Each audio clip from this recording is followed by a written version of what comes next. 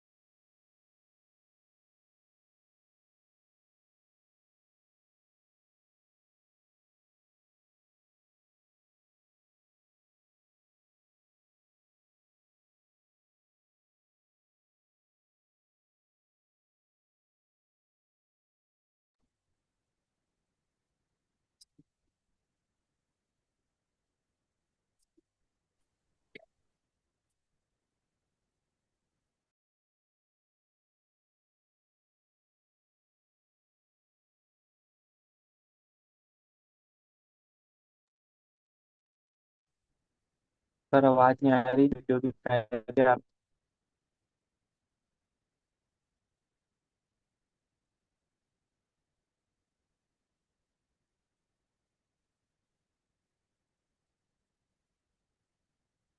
गुरुदेव, ना ही आप दिखा दे रहे हो, ना ही आपकी आवाज आ रही है गुरुदेव। थोड़ा सिग्नल का प्रॉब्लम हो गया है, अभी दोबारा कर रहे हैं। देखिए सॉरी, मेरी आवाज आ रही सागर जी आपको?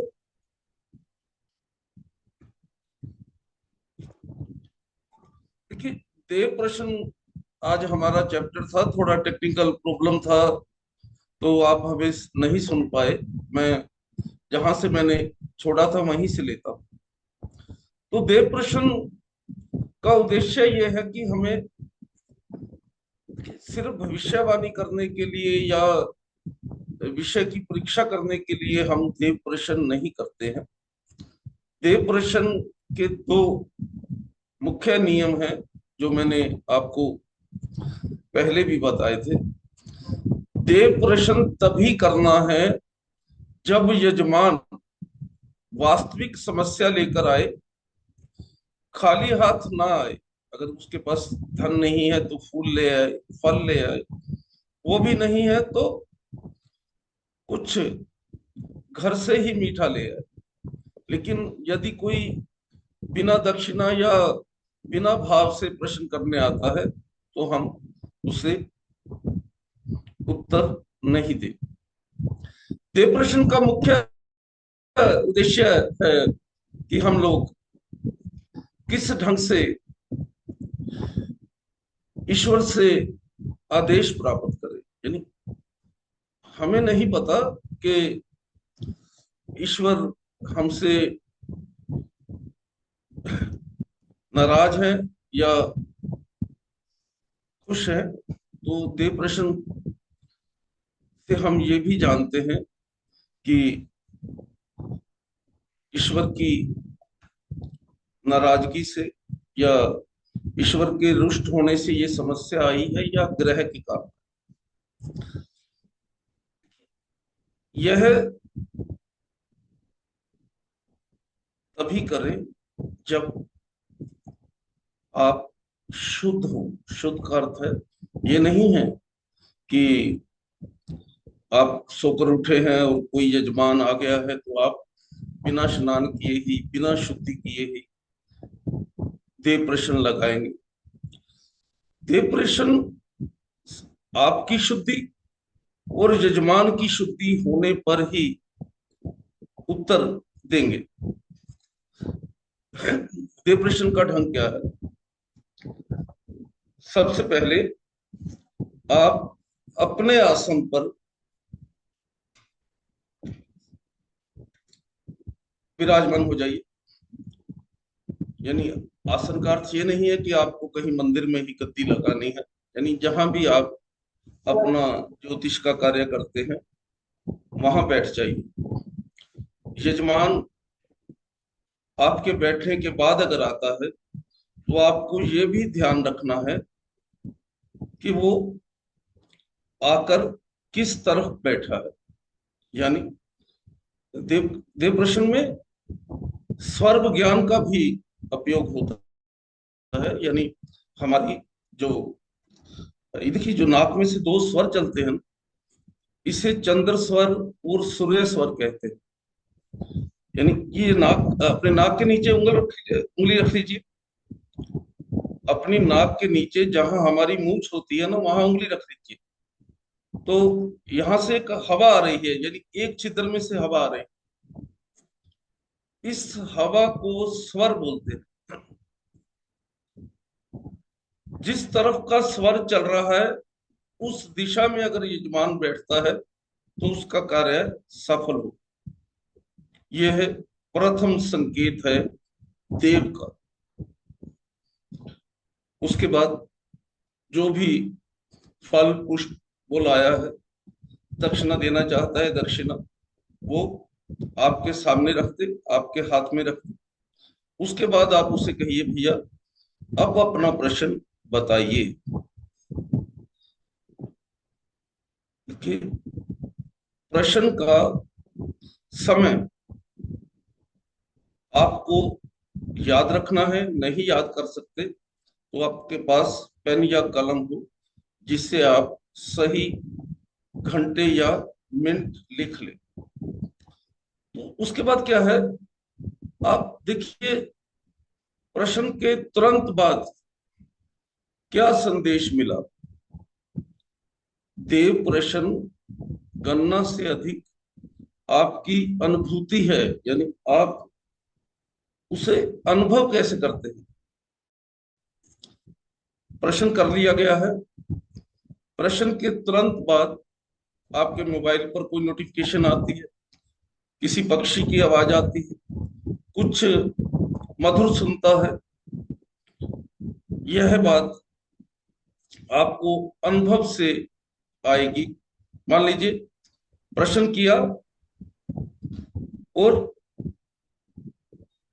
एक शुभ आवाज आ गई, चाहे परिवार में से ही आ गई या कहीं मोबाइल पर ही आपके कोई नोटिफिकेशन आ गए, तो वो भी अगर अच्छा है तो प्रश्न सफल होगा, बुरा है तो प्रश्न असफल होगा। उसके बाद आपको उसी समय की एक लगन कुंडली बनानी है, उसी समय की एक लगन कुंडली बनानी है। देखिए देव प्रश्न के लिए ज्योतिष में वैदिक ज्योतिष का उपयोग भी किया जाता है और नहीं भी किया जाता। अगर आप वैदिक ज्योतिष का बेसिक जानते हैं तो अच्छा है, नहीं जानते तो फिर सिर्फ अनुभव से ही बताइए। देखिए देव प्रश्न देवता से सीधा संवाद है, लेकिन उत्तर को अधिक सटीक करने के लिए एक तो मैंने आपको बताया ना कि हमें उस प्रश्न के तुरंत बाद कैसा अनुभव होता है, उसके आधार पर काम को होने या ना होने के बारे में बताना। दूसरा, अगर आप वैदिक ज्योतिष जानते हैं तो उसी समय की प्रश्न कुंडली बनाई। प्रश्न कुंडली जब आप बना लेते हैं तो इसमें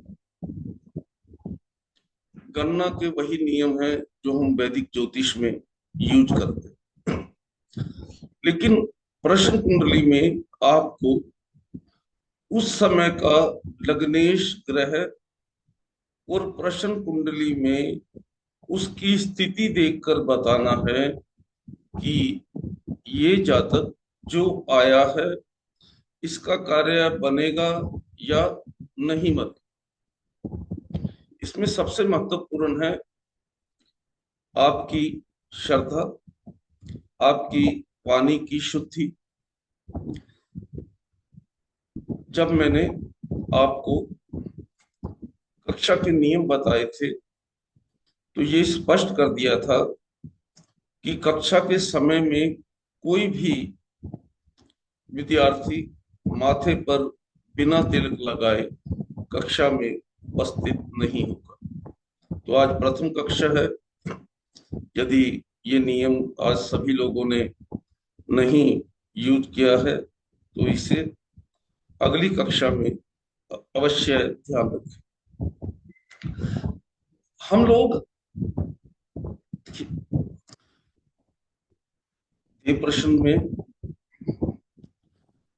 आपने जब लगन कुंडली बना ली है तो प्रथम आपको लग्नेश की स्थिति से कुंडली के 12 भाव जीवन के अलग अलग क्षेत्रों से जुड़े हुए हैं।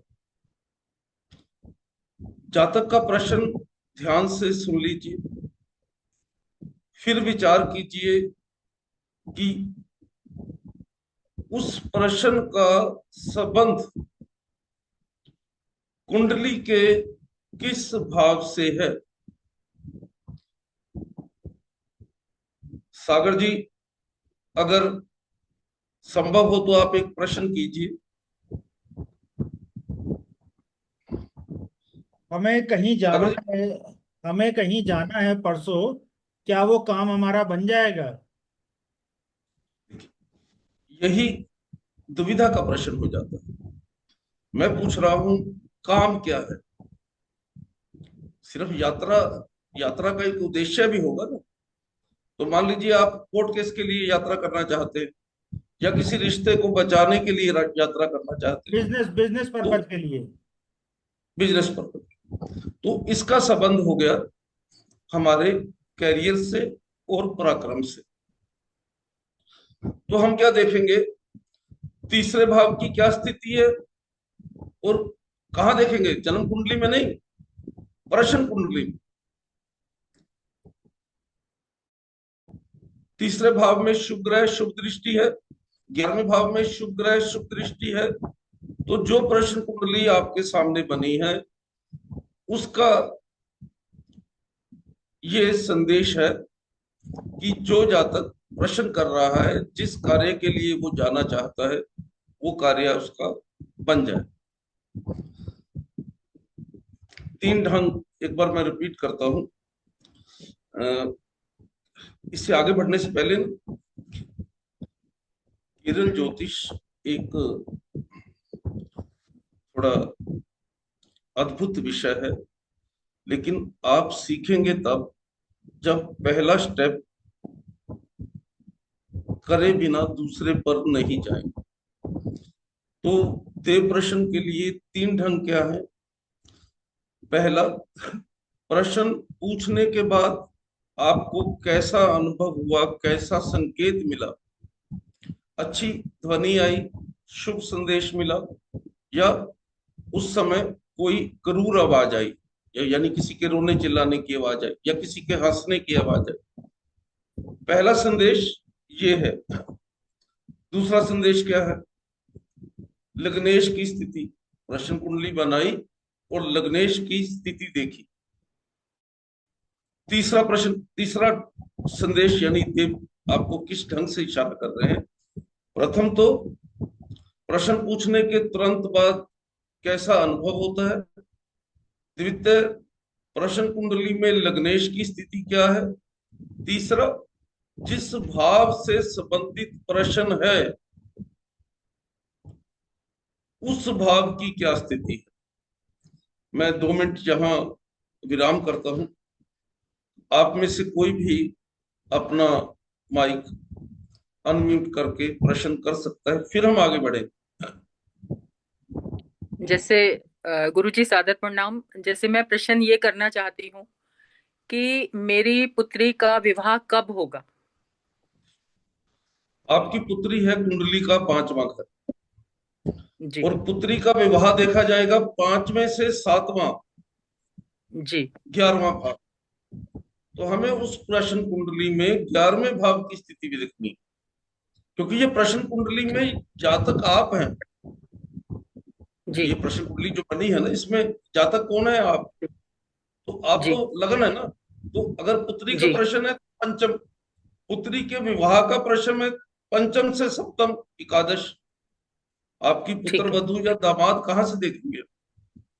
जी पंचम से एकादश 11वें भाव से देखोगे ना। जी बिल्कुल। यानी पहले तो वही दोनों चीजें देख लीजिए कि आपको अनुभव क्या हुआ। द्वितीय, लग्नेश की स्थिति क्या है। अगर लग्नेश की स्थिति अच्छी है तो ये पंचम 11 एकादश मत देखिए। जी अब देखिए कि आप अगर पुत्री का विवाह के लिए प्रश्न कर रही हैं, तो वो निकट भविष्य में हो जाएगा। उसमें कोई अड़चन है तो वो अब दूर हो गई। किसी अन्य का कोई प्रश्न, किसी और को कोई प्रश्न है तो देखिए, मुझे तो लग रहा है बहुत कम लोग उपस्थित हैं। वैसे गुरु तो रिकॉर्डिंग सागर जी आपको भेज देंगे। जी एक्सक्यूज मी सर, नमस्कार। मैं रेखा पवार बात कर रही हूँ। रेखा जी अ, बोलिए। मेरा खुद की जन्म पत्रिका नहीं है, ठीक है। इसमें जन्म पत्रिका नहीं चाहिए। हाँ, वही तो मैं वही पहले बात आपको स्पष्ट कर रही हूँ। और दूसरा ये है कि अभी मैंने नया नया कोटक लाइफ इंश्योरेंस में काम करना स्टार्ट किया है, तो ये अच्छा मेरे जी, लिए अच्छा है कैसा है, ये कैसे समझ पाएंगे हम। देखिए पहले तो आपने पहला प्रश्न किया है तो मैं उत्तर दे देता हूँ। वास्तव में अभी आप कक्षा चलते में कोई निजी प्रश्न नहीं कर सकती, क्योंकि हम यहाँ आपके निजी प्रश्न का उत्तर देने के लिए उपस्थित नहीं है। लेकिन आपके प्रश्न का उत्तर मैं अवश्य दूंगा। आप एक बार बोल दीजिए दोबारा, आपका प्रश्न एक बार बोल दीजिए दोबारा। मैंने अभी अभी कोटक लाइफ इंश्योरेंस में as a team leader join किया है, तो उसमें मुझे सफलता है या नहीं है? देखिए, सूर्य है, अगर आप किसी सरकारी अदारे के तुरंत काम करती है। शुक्र बुध है कोई ऐसा अदारा जो सरकारी की तरह ही काम करता है। तो इस समय, यानी इस समय अगर कुंडली हम बनाएंगे 7:23 पर, तो इस समय सूर्य या तो अष्टम भाव में आएगा या सप्तम भाव में आएगा। इस समय कुंडली नहीं बन सकती। यदि सूर्य सप्तम भाव में आया है इस समय की कुंडली में, तो आपके लिए शुभ है, क्योंकि इस समय सूर्य सप्तम भाव में उच्च का आएगा। मेष राशि में सूर्य चल रहा है और मीन राशि में सूर्य शनि है। जो भी व्यक्ति ज्योतिष करते हैं उन्हें गोचर के ग्रह याद रखने बहुत जरूरी हैं। यानी आपको याद हो कि आज कौन सा ग्रह किस राशि में है, इसका राशि परिवर्तन कब होगा। और क्योंकि प्रश्न कुंडली आप बिना किसी सॉफ्टवेयर के भी बना सकती हैं, अगर आपको सभी 9 ग्रह की गोचर की स्थिति याद है। मान लीजिए अगर आपको याद है कि मेष लगन में सूर्य है और सूर्य मेष लगन में इस समय 7वें भाव में है, तो प्रथम भाव क्या, लगन क्या हो गया, तुला। लग्नेश क्या हो गया, शुक्र। और शुक्र बुध की स्थिति आपको अगर याद है गोचर में, तो इस प्रश्न का उत्तर हम दे सकते हैं। लेकिन अगर सिर्फ अनुभव के आधार पर कहें तो आपके प्रश्न के तुरंत बाद कुछ भी नेगेटिव ध्वनि नहीं आई, कुछ भी नेगेटिव आवाज नहीं आई। तो अगर आपने ज्वाइन किया है तो इस प्रश्न का उत्तर पॉजिटिव है। देखिए, अगर आप मुझसे निजी कोई प्रश्न करना चाहे, आप में से रेखा जी नहीं, कोई भी, कोई भी अगर कोई निजी प्रश्न करना चाहे ना, तो बाद में पूछ सकता है। यानी ये बीच का प्रश्न काल मैंने इसलिए लिया था कि जितना मैंने अब तक बताया है वो अगर समझ आ गया है तो मैं आगे बढ़ूं। हाँ गुरु जी। हाँ जी। हाँ गुरु जी नमस्कार। हाँ, ये खुश रहो। न्यू प्रश्न के लिए आपने 3 पॉइंट बताए कि प्रश्न पूछने के बाद जो संकेत मिलते हैं, अनुभव मिलता है, कुछ आवाज मिलते है वो। दूसरा लग्नेश की स्थिति। और तीसरा के जो प्रश्न है वो कुंडली के कौन से भाव से संबंधित है। अभी उस जो भाव की 2-3 स्थिति। हाँ भाव की स्थिति क्या है वो, ठीक है। अभी 2-3 प्रश्न जो अभी पूछे गए ना, अभी तुला लग्न की कुंडली बनती है और लग्नेश शुक्र जो है वो अष्टम भाव में रहता है तीनों प्रश्न में। तो हमको लग्नेश की स्थिति को कितना वेटेज देना है जवाब देने, आंसर देने की उसमें? 3 ढंग से अगर हम कोई फलित करते हैं, उसमें जो 2 ढंग का रिजल्ट आता है वही माना जाएगा। यानी आपने 3 ढंग लगाए ना अभी। फर्स्ट संकेत, दूसरा लग्नेश की स्थिति, अब तीसरा क्या है, आपका प्रश्न किस भाव से है। तो मान लीजिए आपका प्रश्न सप्तम भाव से था और आप पुरुष जातक हैं, सप्तम भाव में सूर्य है, तो लाइफ पार्टनर रूलिंग होगा, यानी डोमिनेटिंग होगा। और पत्नी क्योंकि शुक्र है वो अष्टम में चली गई, तो भाव स्थिति जो है वो ठीक नहीं है। तो अब हमें 2 नेगेटिव मिल गए, 2 नेगेटिव मिल गए।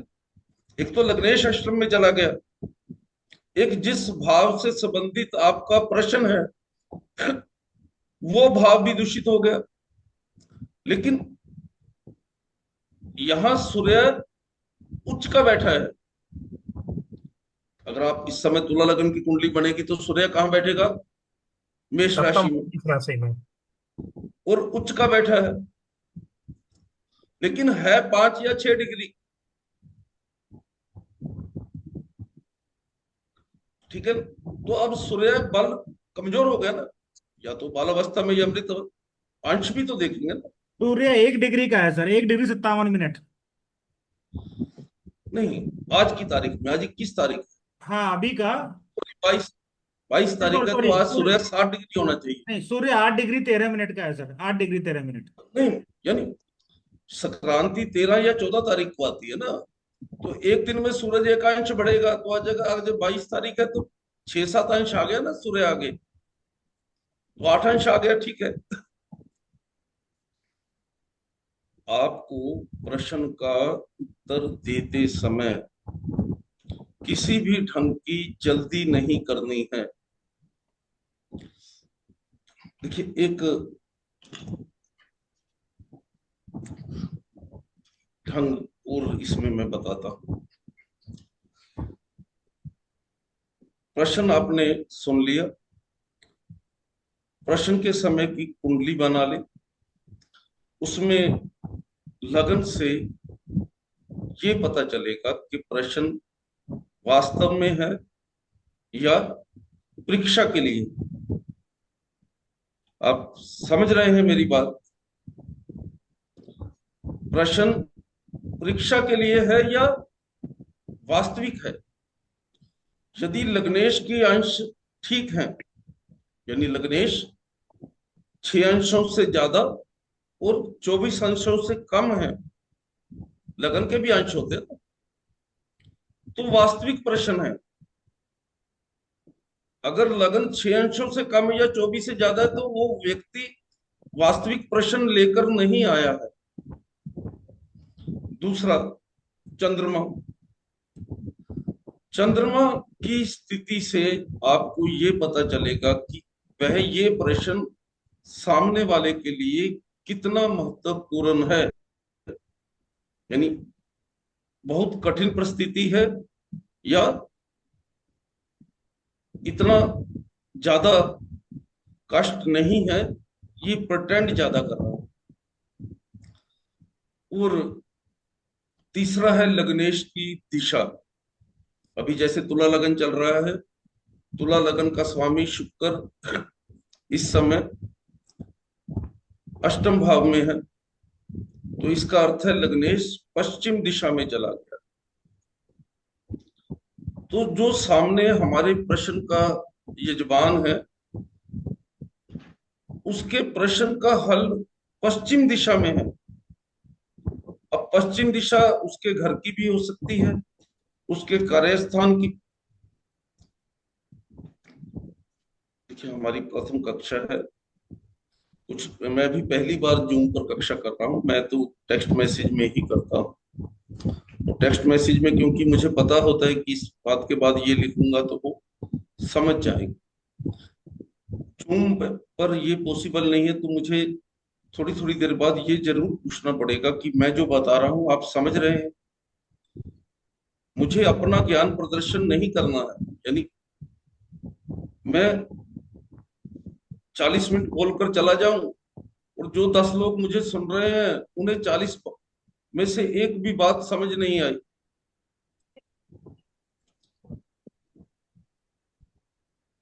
देव प्रश्न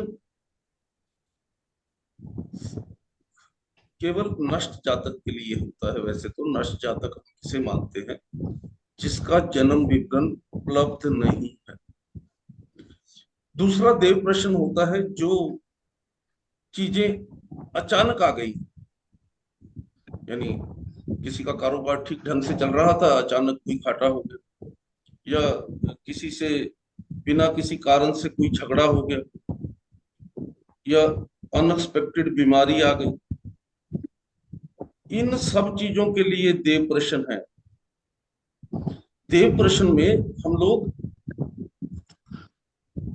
लगन और लग्नेश अगर मजबूत है तो प्रश्न उचित है, लगन और लग्नेश अगर मजबूत नहीं है तो प्रश्नकर्ता स्वयं ही भ्रम में है। देव कृपा वैसे हम कहां से देखते हैं, लगन कुंडली में आप सब ज्योतिष हैं, 5वें और 9वें भाव से अगर इन भावों में इस प्रश्न कुंडली में शुभ ग्रह है तो देव प्रसन्न है इस समय, उनके जो भी इष्ट हैं वो प्रसन्न हैं, खुश हैं, उनका कार्य हो जाएगा। अगर पंचम और ये सारी चीजें आपको प्रश्न कुंडली से ही देखनी। दूसरा एक और आपको लोग पूछेंगे देव प्रश्न में, आज का चैप्टर देव प्रश्न ही है। एक और चीज देव प्रश्न में लोग आपसे पूछेंगे कि हमारा काम हो जाएगा, आपने बोल दी, काम का निमित्त क्या होगा, यानी काम मैं खुद कर लूंगा या मेरा भाई सहयोग करेगा, मेरा दोस्त सहयोग करेगा, या कोई देवी शक्ति मेरा सहयोग करेगी। तो पंचम और नवम में अगर शुभ ग्रह है तो स्वयं ही देव की कृपा से उसके काम हो जाएंगे। पंचम में और नवम में शुभ स्थिति है तो देव खुश हैं, उनके कार्य देव कृपा से ही हो जाएंगे। और पंचम और नवम की स्थिति अगर ठीक नहीं है तो उनके कार्य के लिए उन्हें या तो स्वयं मेहनत करनी पड़ेगी या कि कुंडली में तीसरा भाव भाई बहनों का, चौथा माता का, छठा नाना के परिवार का, पंचम पुत्र का, सप्तम पत्नी का, दशम पिता का होता है। उस प्रश्न कुंडली में जो भाव यानी पिता का भाव, दोस्त का भाव, भाई बहन का भाव, जो भाव सही है यानी जिस भाव की स्थिति शुभ है, वो रिश्तेदार या वो मित्र उसके काम में सहयोगी होगा। कि 40 मिनट जो का समय होता है, अगर 40 मिनट बाद ये क्लास एक बार रुक जाती है तो आप जाइएगा नहीं कहीं, 10 मिनट बाद हम फिर से यहीं उपस्थित होंगे। तो प्रश्न कुंडली यानी प्रश्न कुंडली देखने के आपको बहुत सारे ढंग आते होंगे। देव प्रश्न में प्रश्न कुंडली कैसे देखते हैं वो मैं आपको बता रहा हूं। तो अब वो काम नहीं होगा, मान लीजिए आपको उत्तर आ गया है कि ये जो व्यक्ति जो प्रश्न पूछने आया है वो काम नहीं होगा, तो यदि 6, 8, 12 में बुरे ग्रह हैं या बुरी स्थिति है, मान लीजिए राहु है